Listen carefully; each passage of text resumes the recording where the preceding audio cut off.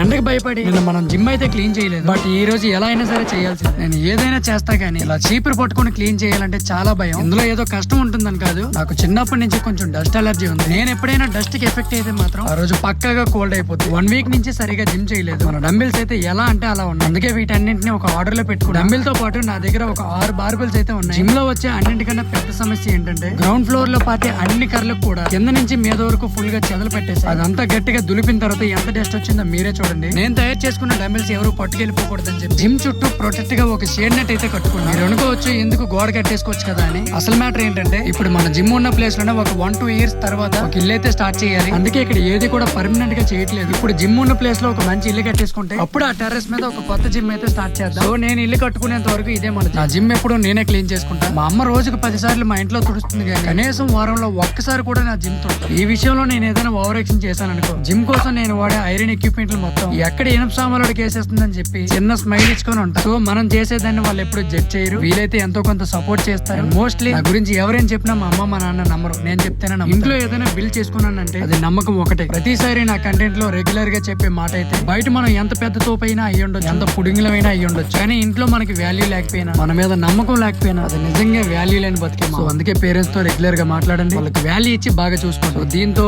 Finally cleaning అయితే అయిపోయింది. మామ నేనేం చెప్పినా మీకోసం, ఎందుకంటే నా జీవితంలో నేను చాలా చూసి అలాంటూ మీరు ఎప్పుడు చూడదు. అందుకే బాగా కష్టపడండి. ఉంటా మరి, స్టే హార్డ్.